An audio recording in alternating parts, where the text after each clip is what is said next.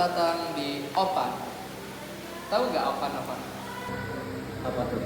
P-nya podcast. Podcast di mana kita akan mengupas tuntas sebuah tema yang judulnya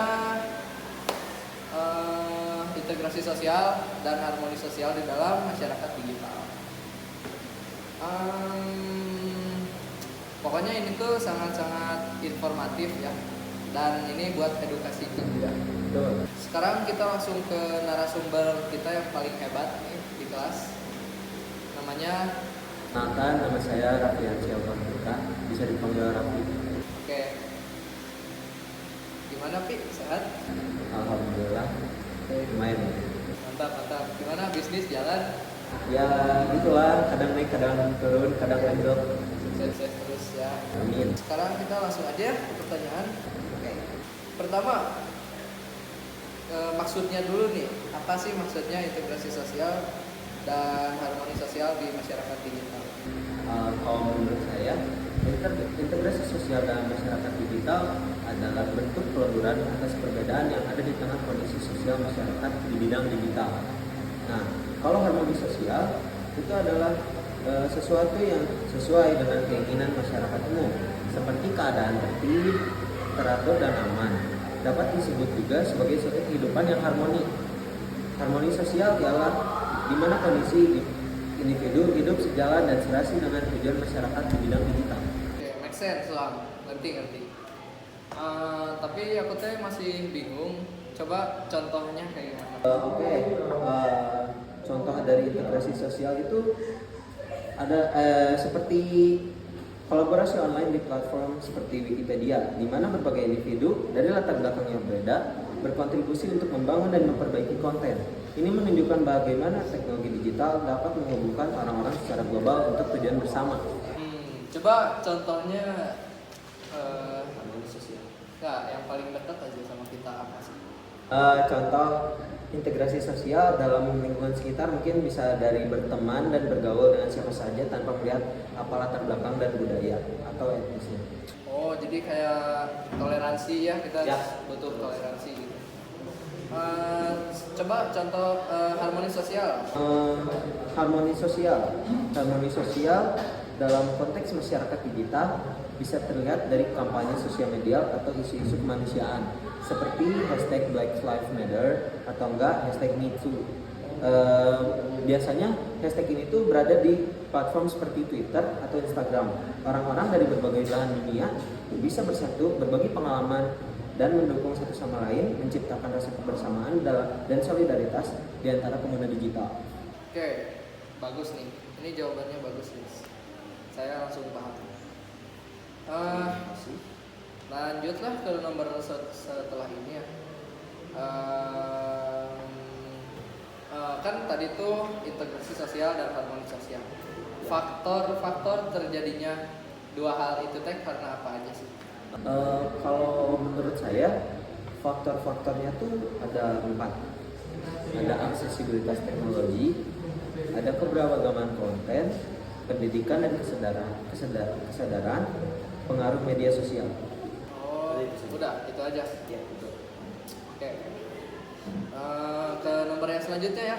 Boleh. Selanjutnya, dampak positif dari integrasi sosial masyarakat digital beserta dampak negatifnya.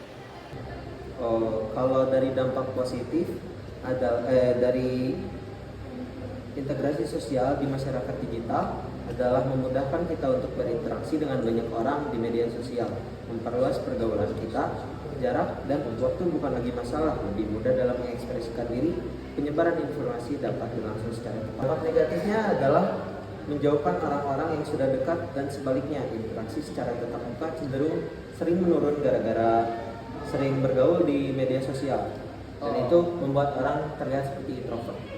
Jadi no lab gitu ya. Ya. Sebelumnya tuh apa sih hubungannya integrasi sosial sama harmoni sosial?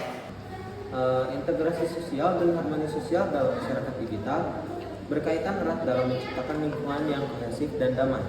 Integrasi sosial dalam konteks digital melibatkan penyatuan individu dan kelompok melalui platform online yang memfasilitasi interaksi, kolaborasi, dan pertukaran informasi. Harmoni sosial tercipta ketika hubungan tersebut diwarnai dengan toleransi, penghargaan terhadap keragaman, dan kerjasama untuk tujuan bersama. Dalam masyarakat digital, penggunaan teknologi dan media sosial dapat memperkuat integrasi sosial dan memudahkan komunikasi lintas batas geografis dan budaya. Namun juga menantang harmoni sosial jika tidak dikelola dengan bijak. Misalnya melalui penyebaran hoax atau ujaran kebencian. Positif dan negatif ya. Ya, Tadi kan kita udah ngebahas positif negatifnya dari integrasi sosial. Sekarang positif dan negatifnya harmoni sosial di masyarakat digital. seperti yang tadi saya bicarakan, kalau misalnya harmoni sosial dampak positifnya bisa terlihat dari berhubungan dengan seseorang yang berbeda kebudayaan, agama, dan lain-lain yang membuat relasi kita semakin banyak. Nah, dampak negatifnya ada yang tadi juga bisa saja penyebaran hoax atau ujaran kebencian. Bagus. Cukup dimengerti ya guys ya. Iya, Sekarang ke terakhir aja deh, kita gak usah lama-lama. Strategi apa yang bisa dilakuin sekarang buat ngebangun integrasi sosial dan harmoni sosial di dalam masyarakat digital? Yang pertama ada strategi asimilasi.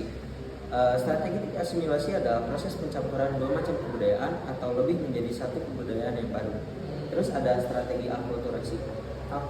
Strategi akulturasi adalah cara yang diterapkan oleh individu ketika berinteraksi dengan sekelompok individu yang memiliki budaya yang berbeda dengan dirinya. Terus yang terakhir ada strategi pluralisme.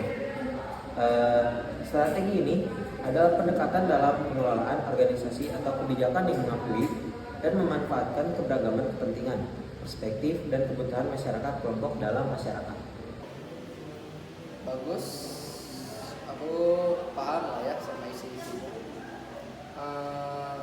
Sekian mungkin pertanyaannya. Udah sih paling kalau pertanyaannya udah cuma segitu aja. Dan mungkin podcast kali ini juga kita bakal tutup ya, soalnya udah mungkin dari beberapa informasi yang udah diberikan sudah cukup memasuki lah materinya, udah paham.